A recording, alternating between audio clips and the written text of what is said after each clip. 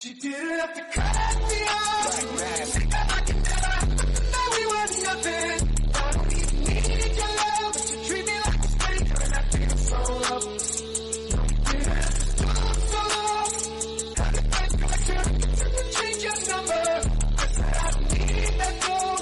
Now you're just somebody that I used to know. Now you're just somebody that I used to know. Now you're just somebody that I used to know.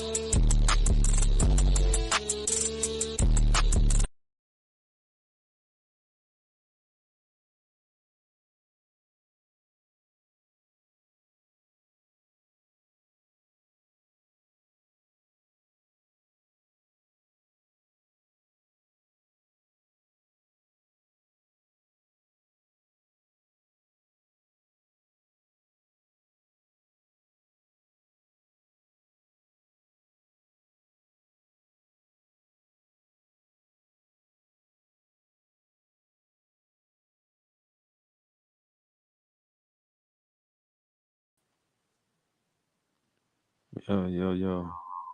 Alright, there we go. Alright, thank y'all. Hear me now. Yo, we back.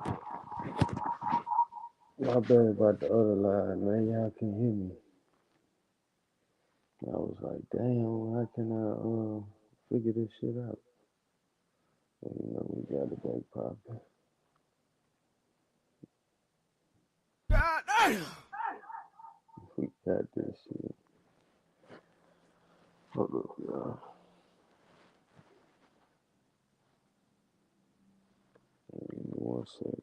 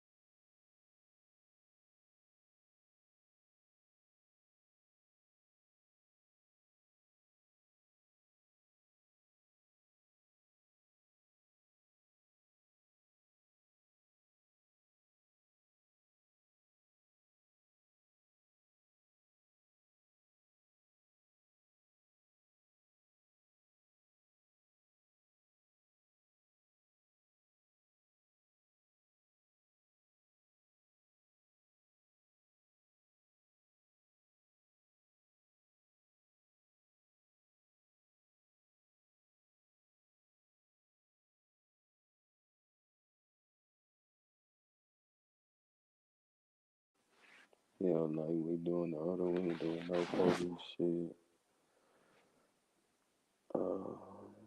Put this in. None of that shit, you know.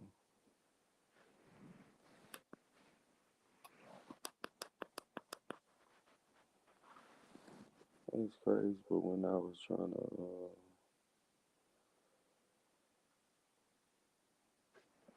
get it to play,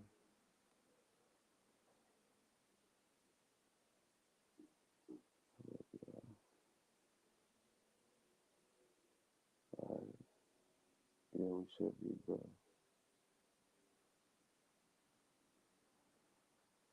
Cut it down.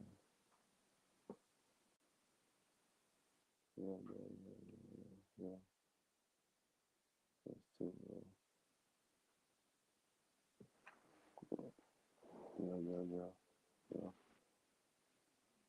yeah. Info. Yeah, yeah, yeah, yeah, yeah, yeah. Let's change back on there.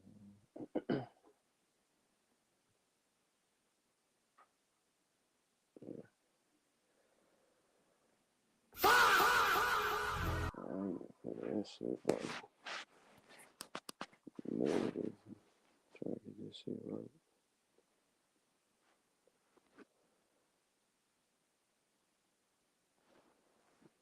Yeah, but back what I was saying, fuck a hater. You know, we're gonna continue to do this shit, Central Business TV. Make sure you subscribe, you know what I'm saying? Uh, equipment on the way. You know, a lot of shit on the way. Like I was saying, you smoke, make sure you know get your lighter right now. Put that bitch up. Like that bitch up. What mine said.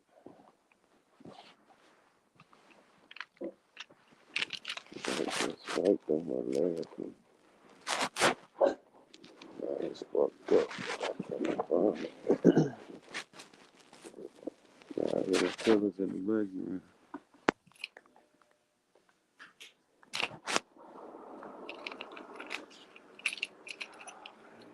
Let's see.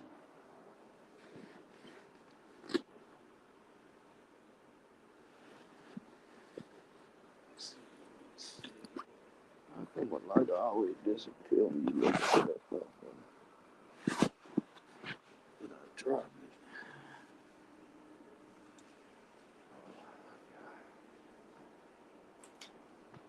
But yeah, to them bitch ass haters that was talking shit the other night, I thought about like I ain't finna be turning nobody else motherfucking channel. If anything, I'll be turning my own goddamn channel. Real shit.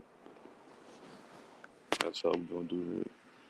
Talking about AI shit. Yeah, yeah, what you mean? Shit.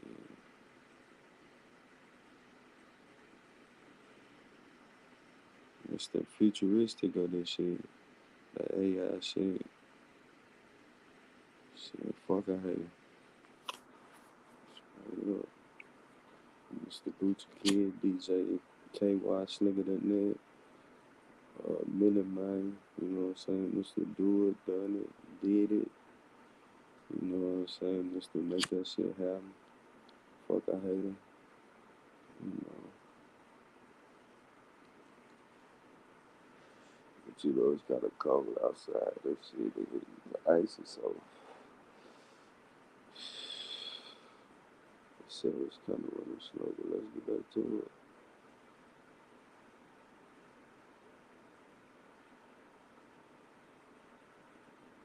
And I get straight to it, like there's nothing to it.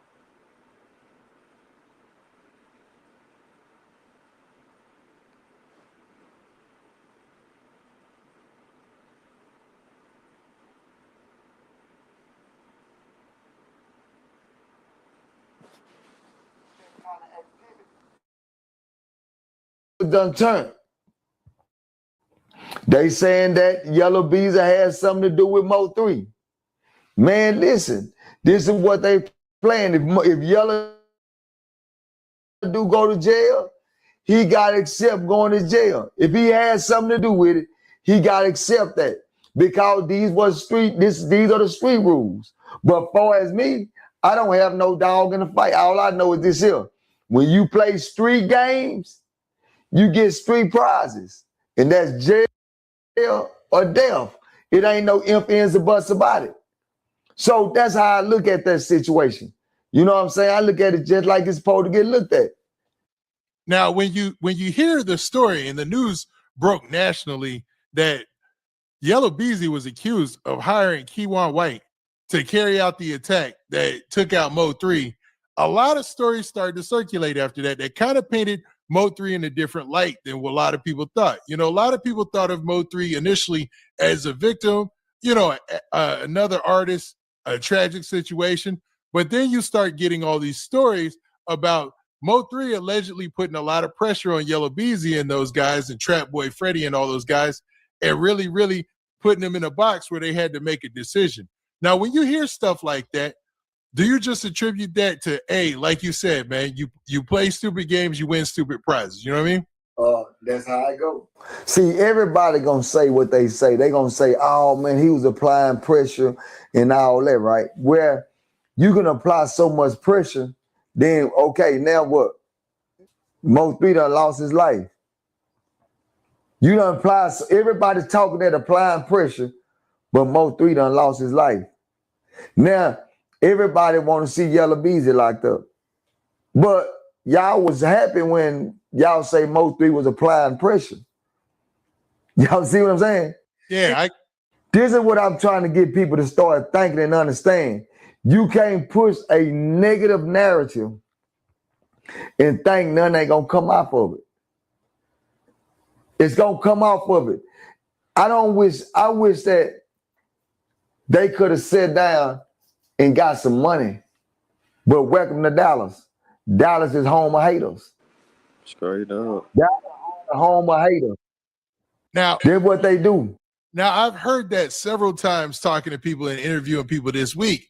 People who grew up in the Fort Worth area, they were like, all their years, in Dallas, there's always this, this sense of, oh, he's shining, instead of, man, let's work together, let's do this. It starts to become a competition out of nowhere. Because I don't know if you remember this. Mo3 had a concert one time, and he had Go Yayo on the stage. He had Trap Boy Freddy on stage. Him and Yella Beezy had did things with each other in the past. Like, why does it always have to come to a competition thing? Do you think it's outside people forcing that type of or not forcing because they're grown men, or they're actually putting that in their ear like, yo, there can only be one, like this is the Highlander or something? Or do you think that naturally in Dallas, that's just how people are? One is like, it's how they are. Two is how you been groomed. Three is called money. And the fourth thing is called women. All right? Mm-hmm. The old folk thing right there plays a part in how things supposed to stay connected or it's going to fall apart. If you listen to conversations that they have, why do it always got to come back to that fourth thing? And what that fourth thing is? A female.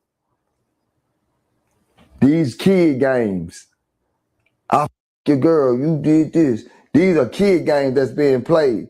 And that was defined separation amongst the clique. And when you look back, nobody's giving out quality games saying, hey, my nigga, this ain't what we need to do to win. It's your time. Let's push you. My time coming. They don't play games like that. When you see a bunch of people together, that don't mean that they family, that they really real with each other. That means that they trying to use each other to get on. A lot of this togetherness ain't no real loyalty. It's not real loyalty. So let's stop thinking that because you see a couple of rappers together that they loyal to each other. First of all, they don't even know each other. True. They only came together because you got a name of music, you got a name, and you got a name. So let's come together so we can try to get some money. But guess what? Each of those artists trying to create their own platform. So each of those artists trying to get what? Bigger than the next. It ain't no loyalty saying that once I get up there, I'm going to reach back down and grab my niggas. Yella Beezy got up there. He reached back down and grabbed his nigga Trap. And a lot of people gonna sit and say, man, why you grab Trap? Why you didn't grab me? You always gonna have somebody to say that, homie. Because it ain't no real loyalty in this game. Ain't nobody being loyal. And that's what I keep trying to tell everybody. There is no loyalty among these people. Everybody's trying to use each other as a stepping stool to get to the top. And once you get to the top, man, nobody gives a damn about the bottom. They talk about the bottom.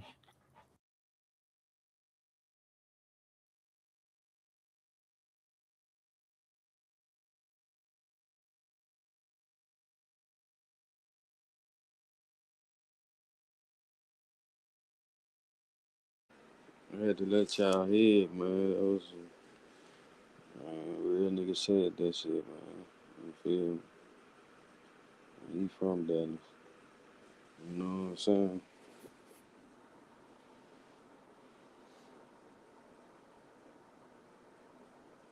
That shit be crazy out here, man.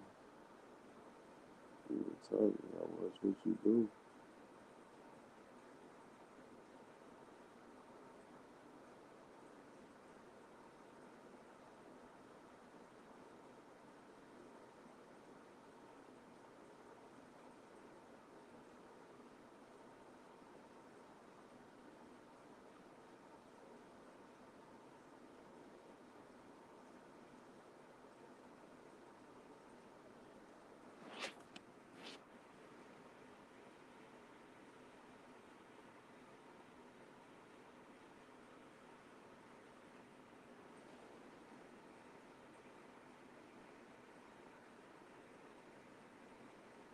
Don't nobody hate me.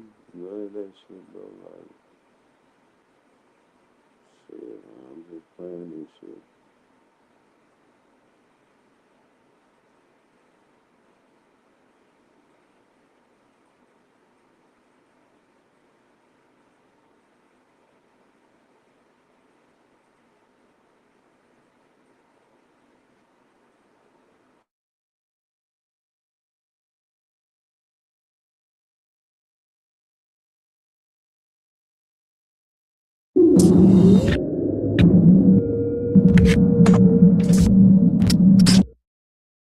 Now on this tape, Distractions, man, we're gonna talk about the elephant in the room, and you know, if you don't want to talk about it, we don't gotta talk about it. You released a song called Shirt.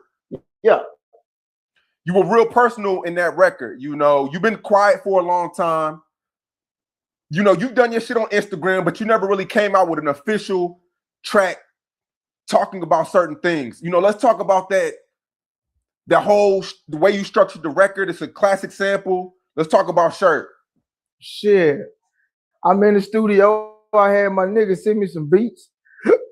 And out of all the little 10, 15 pack he sent, that was the one. Shit, we made the song probably in about 40 minutes, an hour or something. But I fuck with that hoe. Sure. And was this something you recently recorded, or this was like?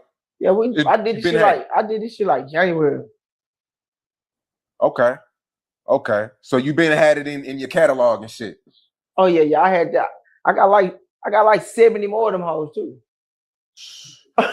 Were there people telling you? Were there people telling you shouldn't put it out? Nah, nobody listened to it that would tell me that. You know what I'm saying? Everybody listened to it had the same type of feelings I got. Okay, so it was nobody that felt like it was a political decision to keep it in the tuck? I mean, politically, like if you want to go like white collar shit, you know what I'm saying? Maybe because they didn't even say nothing. Really, nobody didn't say nothing really. Cool. You know, when you released the record on Twitter, it was going crazy. On Instagram, it went crazy. Damn near 100,000 likes on Say Cheese. Your shit was going bananas. I was watching your shit. Your story was going crazy. But it was a divide. Some people felt like, some people felt like Trap Boy, let it go. Like what I was saying, yeah, shit.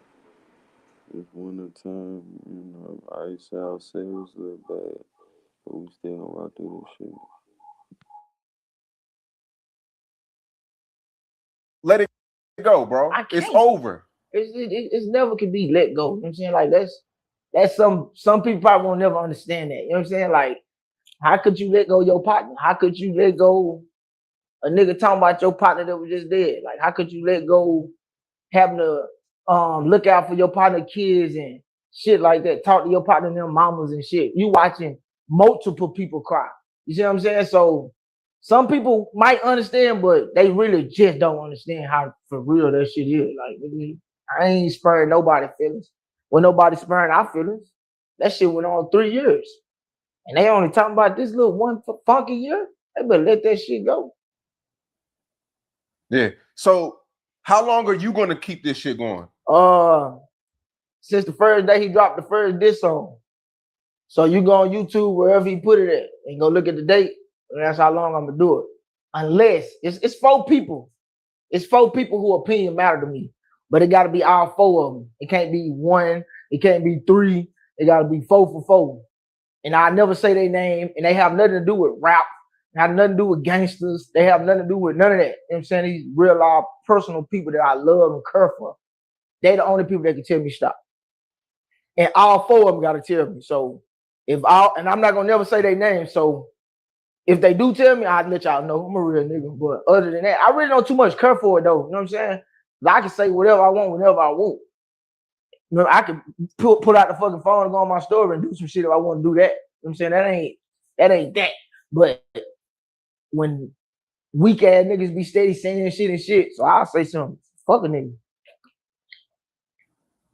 You know, when the situation happened, a lot of people felt like, you know, popping bottles and the shit that was on Instagram, people felt it was distasteful because, you know, a lot of gangsters were speaking up and they felt as though real gangsters move in silence. They don't celebrate. That's what the fuck I was saying all the years before that.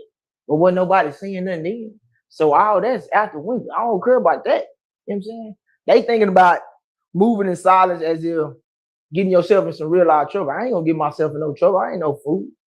So rap, we just rap. I learned all that shit off the internet. You know what I'm saying? So that ain't nothing. I ain't no goofy.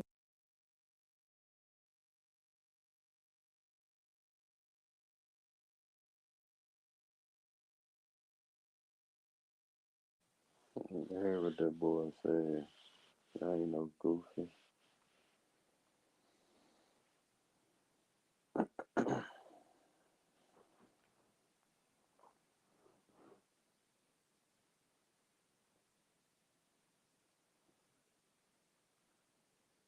This shit, I'm way smarter than all them dumb ass niggas. So this ain't nothing, but I'm just getting some money right now. This all we doing. We just making money. Sitting back. So this is for entertainment. This ain't for no yeah, street man. This shit, ain't for nothing, man. This entertainment business only.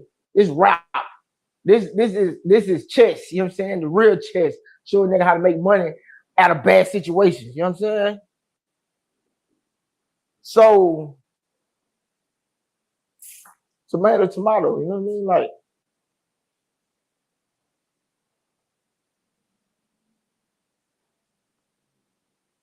There you go, you heard it, man.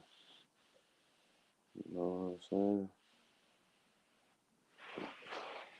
And so shit like this, I hate, you know, situation everybody in, but for this street shit, this should teach the youth something, you know what I'm saying? You know, go a better route. You know what I'm saying? Just go a better route on some shit. That's what I'm gonna say. Don't be like nobody, be like yourself. Just you know, always be yourself. Don't be scared to be yourself. You know, and fuck, I hate them. Don't be scared to be different. Keep your prayers up. You know, but we'll be back with some more content. But right now, you know what I'm saying? While this storm and shit, this ice storm and shit, we all in no sense of trying to fight through it. You know what I'm saying? Well, I appreciate the views and the support. Make sure y'all subscribe, like, you know what I'm saying? And take care of them kids out there. Until next time, shit, y'all already know how this shit go.